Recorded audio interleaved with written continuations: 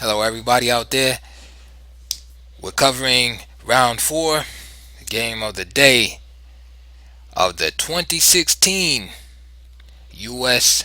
Chess Championship. This game today features Grandmaster Fabiano Caruana with the white pieces playing against Grandmaster Hikaru Nakamura with the black pieces. So let's go.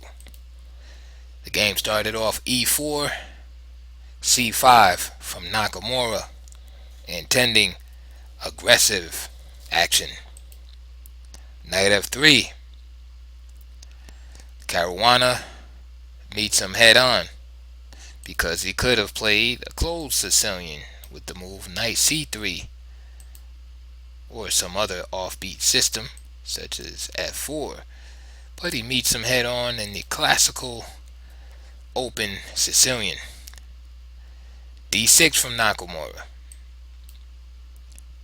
d4. C takes d4, knight takes d4, knight f6 for the beginning player. This knight is developing with a threat to win the e-pawn. Therefore, knight c3 develops and protects the pawn at the same time. a6. This is the beginning of the so-called knight-off variation, which is a all-time favorite of Gary Kasparov and Robert James Fischer. So you can't get any better endorsement of an opening than from those two great players. Just real quick for the beginning and new chess fans out there and some of the lower rated players, one of the main ideas behind this move a6 is to push the b pawn to b5 and then to b4, which in turn attacks this knight and will serve to move him from the defense of the e4 pawn, which then black can pick up. Another idea behind the move a6 is that it also keeps the white pieces off of the square b5, mainly the knights, because in many lines of the Sicilian, the queen goes to c7, and it would just be annoying to have the knight coming to b5 harassing your pieces there. Another idea between the move a6 connected with this b5 b4 expansion is in some lines of the Sicilian, the bishop goes to b7 and exerts pressure along with this knight on the e4 pawn. So we can see that there's a lot going on behind the move a6 that's positive in black's favor. Another thing that we have to mention is the downside of the move. The downside of the move is that there are many undeveloped black pieces, and that a6 is really not the most enterprising move on the board. With all these pieces undeveloped, it does tend to waste a bit of time, and therefore white usually ends up with a nice lead in development. So going back to the game and continuing, f3 was played. Now there are many lines of the Sicilian, and this is one of them. For instance, bishop e3 can be played here.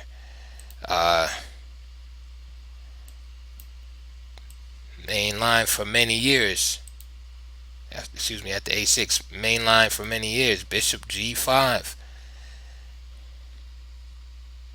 leading to many different variations, such as queen b6 or e6. Just many lines can be played. Karpov used to play the move bishop e2. So depending on your style of play, you will choose a variation. Caruana chose the move f3. The idea here, or I should say ideas, because there are several which we'll go through right now. First is bishop e3, and f3 protects that bishop from an annoying attack from the knight coming to g4. So bishop e3 with the idea of the queen coming right behind it to d2 on the dark squares, and an eventual queenside castling, whereby this rook will be on the d file, putting pressure on the semi-open file and this pawn on d6, discouraging the move e6, because the d6 pawn will then become under attack. Okay, the other idea behind f3 is this move serves as a springboard to play the move g4.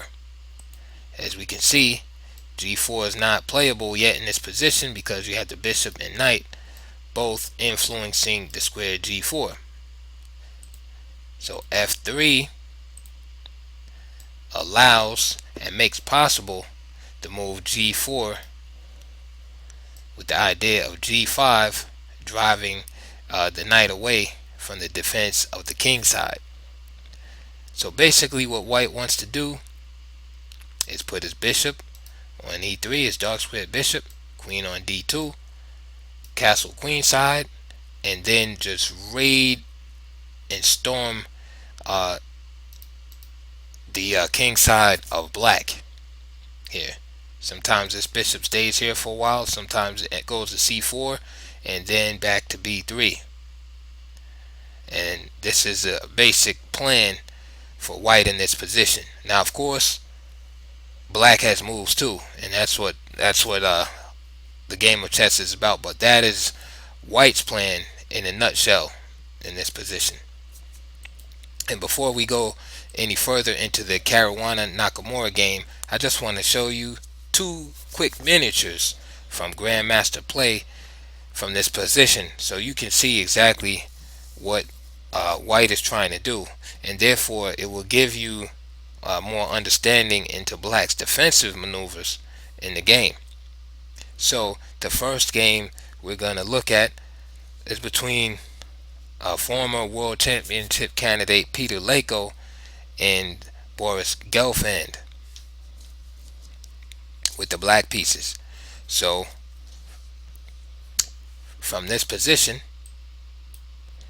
e5 was played, attacking the knight right away. Knight b3. e5 is also one of the main lines also. Bishop e6. And black of course wants to play d5. Playing e5 left a big hole here, and if black doesn't take care of this, then this pawn will on d6 will become a weakness. So immediately after playing e5, black plays to try to get in d5, and white of course would like to stop that move. So we see a struggle with that idea. So after bishop e6, we see bishop e3 played right here.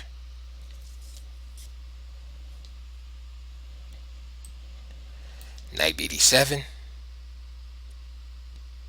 Let's look at d5 right here, which would be a mistake, because after e takes d5, knight takes d5, knight takes d5, bishop takes d5,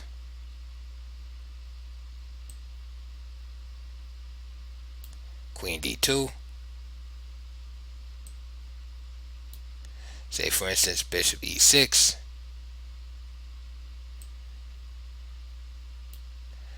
bishop d3, let's say knight c6, castle,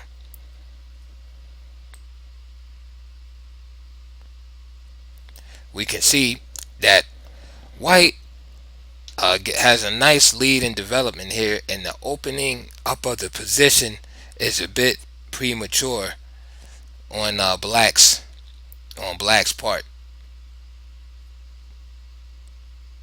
So this is why the move d5 is not played right away. Black needs to catch up just a little bit more in development. So after bishop e3, knight b d7, queen d2, b5, Lego castled, h5 was played. This move is designed to influence the g4 square, preventing this primitive attack. King b1. Now notice that these pawn moves can't be taken back, and there's a lot of weak pawns in the black position, so he must be careful, because he can't really castle queen side, and he can't really castle on the king side because of the weaknesses created there. So he's kind of stuck in the middle, and this is an important factor. Rook c8, bishop d3, knight b6, h3. White wants to play his g4 move. h4, he clamps down on it and prevents that, because now if he did do g4, black would simply take en passant. But of course Lego saw this, and the idea is now that black has basically committed himself to staying in the middle right now. So now f4 is played, and look where the king is. b4, black goes for his counterplay on the queen side, knight d5, the double attack on this knight right here. Bishop takes d5, e takes d5, knight c4. So black is going to pick up the bishop here. Bishop takes, rook takes, queen e2. Now of course f takes e5 is possible, but Lego decides to attack the rook and places his queen on the same file as the king. So after queen e2, queen c8, protecting the rook and putting some pressure down there on c2. Now f takes e5, d takes e5, bishop d4, exploiting the pin. This pawn cannot move to capture this bishop. Meanwhile, white threatens to capture the pawn. Bishop d6, knight a5, threatening to come here and also threatening to win the rook. Rook takes d5, Gelfand gives up the exchange. Rook takes d5, remember capture is not permitted, but he gives up the exchange so he can castle. But he castles, but remember this pawn advanced earlier? Well, rook takes h4, e4 was played, rook f1, rook e8, rook takes f6, g takes f6, queen h5, king f8, king is trying to escape, and knight c6, shutting down that square. Nice outpost, and there's nothing to prevent the penetration from the queen and rook battery coming down to mate. And Gelfand resigned. So that gives you an idea of what white is trying to do in that opening, and what white does when he can't implement his plan of playing g4 and h4 when black shuts him down with h5. That shows you an alternate plan there. Okay, and I'm going to show you another game from the same position real quick. This game is from two players, grandmasters. White, Alexei Fedorov, and black is Robert Kempinski. So from this position, queen b6 was played, and this idea is put pressure on the b2 pawn so that white can't just continue on with the easy move bishop e3. So knight b3 is played, blocking the queen's action down there. But notice bishop e3 still can't be played without further preparation. So e6 is played. Now notice that this pawn becomes a little bit more vulnerable now on this semi-open file. So e6 is played. Queen e2. This move is played so that bishop e3 can be played, and castle on the queen side can be accomplished. The only thing is, this bishop is a little jammed up right now. So queen e2, knight bd7, g4. There's the plan we talked about. h6. Black is just trying to slow white down a little bit. h4. Knight e5. Fedorov is a very aggressive player. He plays f4, just sacrifices this pawn for attacking possibilities. f4, knight e takes g4, e5, d takes e5, f takes e5, queen c7 with the double attack on the pawn.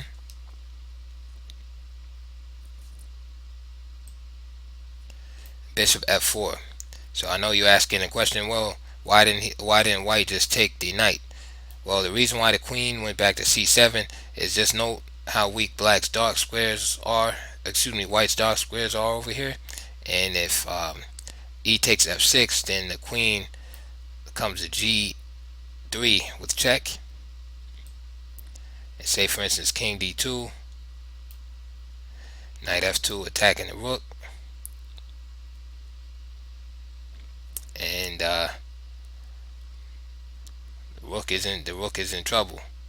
So for instance, there's no way to save the rook here, and say for instance the knight e4, just trying to save the rook in that manner by attacking the knight and the queen. And queen e4 check, king e1, and then just simply queen takes e4, and black is equalized. This queen is pinned. So for instance, after a move like queen takes e4, knight takes e4, takes, and bishop takes g7, black is just fine and may even have prospects of winning the game, since he is up material here. Okay, so that is not what white wanted, and that is why he did not take that knight on f6. Instead, he played bishop f4, just continuing developing, and again planning on castling queen side. So bishop b4. piling up the pressure on the knight. And of course, if he were just a castle, then black would lose a pawn and have his queen side destroyed. How does white deal with this? He plays rook h3, which adds some protection to the knight on c3. h5 is played.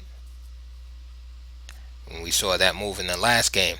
And again, the downside of this move is that it does weaken the king side, so that if black does have the castle over there, now it becomes problematic. So castle, knight d7, pressure here, king b1. Now here, I think it's possible that black should probably take, but it is risky with the king in the middle of the board. So he castled. Knight e4. And now he decides it's safe to take. Knight d takes e5. a3. Bishop e7. Rook c3, attacking the queen. Queen goes back to b6. Bishop takes e5. Knight takes e5. There's that weak pawn again. Just gets picked up. Queen takes h5. f6. Bishop h3. Bishop d7. Rook g3. And the danger bells are ringing in black's camp. Rook f7, a natural looking move. And next thing you know, boom, queen h6. And black is in hot water. He plays f5. And white just simply played bishop takes f5. And black resigned after this move. Can you see why? Well, look at the queen is unprotected. So e takes f5 is not happening, even though it needs to happen because queen h7 check is threatened. And of course, if rook takes f5, then mate happens on g6. Okay, so those are two games just so you can see the idea of what's going on there.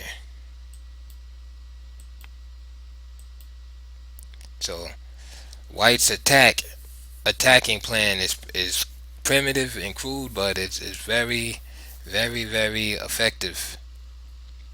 So let's go back to our game now. So e6 was played. Bishop e3. h5, as we seen earlier. And we see h5 is designed to stop this plan I was telling you about. But again, black always has to be careful of that pawn. Now a4 is playable, of course. a4 stops the idea of b5. Another possible move that's often played is simply bishop to c4. For instance, bishop c4, b5, and then bishop b3, which is perfectly playable. I'm not sure how familiar Caruana was with this variation, so he probably just played something just real safe and solid here. So a4 was played. Knight c6. Then he played bishop c4. And now this bishop cannot be hit by the move of b5. Queen c7. Queen e2. Bishop e7. Castles. Kingside. And as you saw, the other games I showed you, white castled on the queen side. But with the move a4 interspersed, Caruana shows his intentions to play more or less a really a solid positional type game from here. Knight e5. Bishop b3. Bishop d7. f4. And again, as in that first game I showed you, the Lico Gelfand game, once h5 is played and stops this plan of g4, etc., then f4 is pretty much a must in the position. And as we can see, g4 is open, so the knight is going to go there, attacking this prized bishop. So knight g4. The king gets itself off this dark square diagonal. And of course, if black would let him, he would preserve his bishop and bring his bishop back to g1. But black is not having it. So queen takes e3 occurs. Queen c5. Rook a d1. Again, Caruana is playing real positional chess here. He just gets on a semi-open file.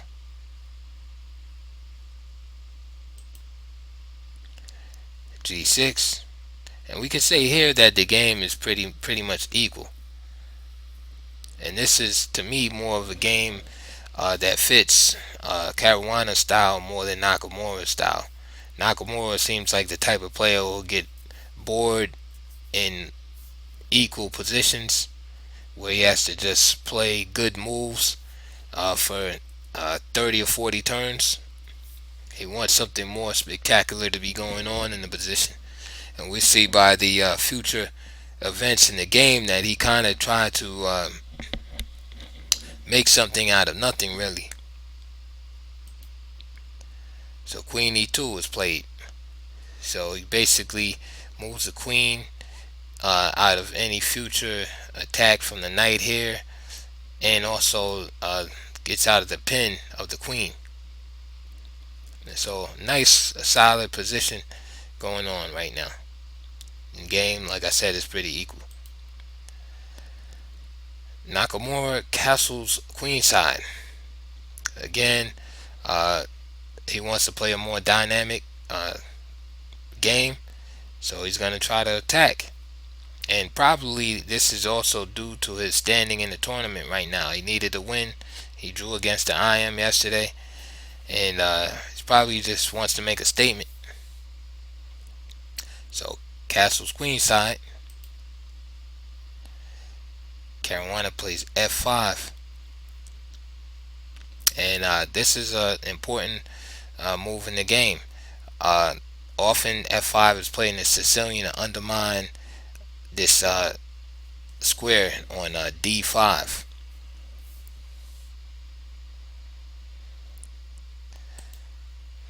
And there it is. So e5 is played, but now this square becomes accessible to white's pieces.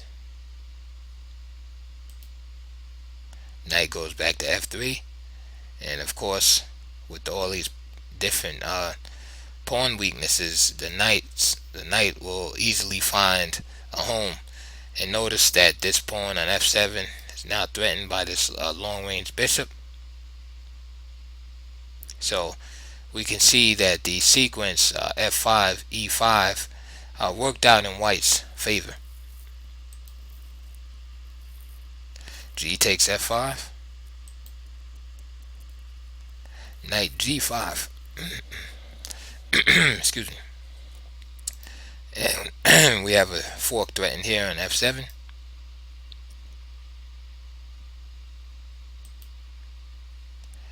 And f4 is played.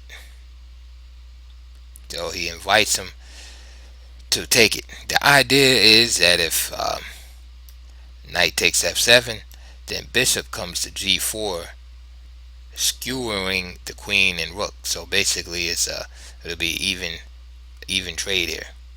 So Caruana moves the rook up to d3, and he gets out of that potential skewer.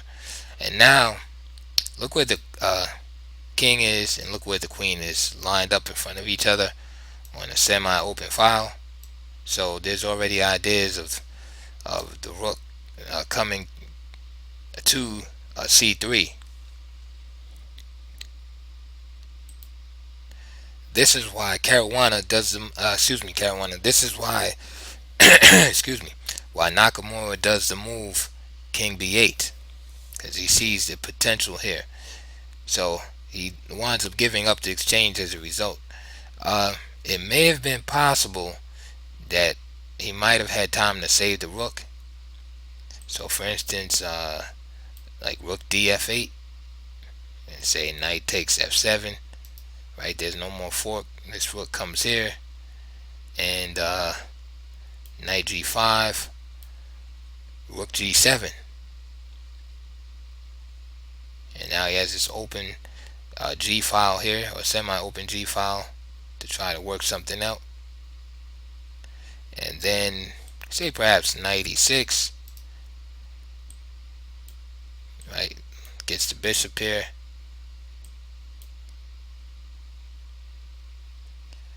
and knight d5,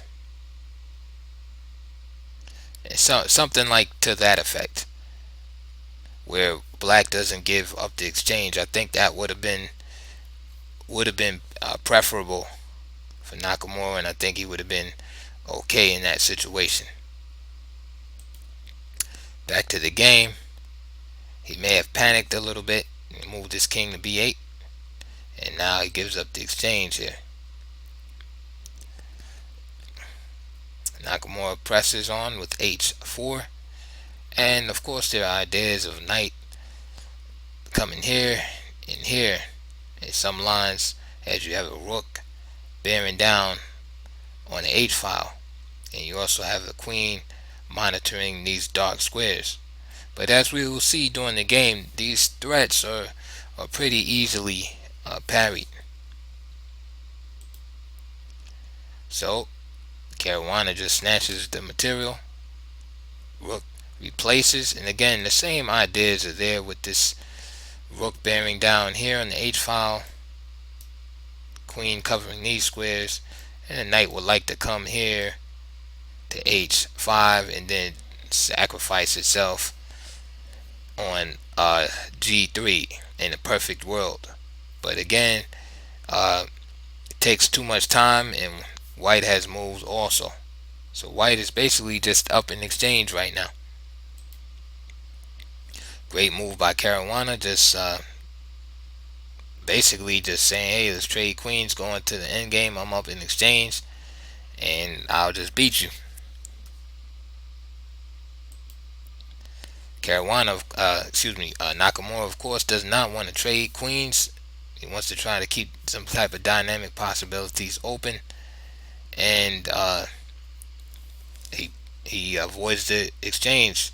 Unfortunately, he moves his queen to a bad square. The better square to go to was probably queen a5, in order to avoid the trade and then not fall into the tactics he falls into later. Okay, so after queen during the game, so after queen b4, this allowed, that's a real simple liquidating move. Knight here, forking all these pieces and forcing a trade, and this is definitely what Caruana wants. He can't trade the queens right now, but he can trade the pieces. So he plays that, right? Queen is attacked, knight is attacked, bishop is attacked, so something has to be traded. Boom. Boom. Bishop goes to a very powerful square, and now you have this threat right here. What more can you ask for? Therefore, in order to avoid that threat, there's really no avoiding the threat. Black is almost lost right now, but he had to play bishop c8 to at least protect this. And then after, say, rook b3, then queen a5, and he hangs on by a threat. But instead, Nakamura grabbed the pawn and figured he could protect from this threat that way, since the bishop is here guarding the b3 square. So he figured, I'm protecting and I'm grabbing material at the same time. So what could be better than that? Unfortunately, the 2800 GM Caruana found a difficult move over the board, which was rook to a3. And now all of a sudden, this queen can't really move anywhere, because this bishop will be lost. But then at the same time, if the bishop tries to retreat, say back here, then this rook will come right here to b3, attacking this pawn. So they're kind of stuck right there, and this move is threatened. So we can say that Nakamura was lost at that point. So after rook a3, he just did a desperation move, h3. Caruana just ignored it and played c3. And that's pretty much it. The bishop is lost. Queen b5, b3. Bishop is trapped. Now what?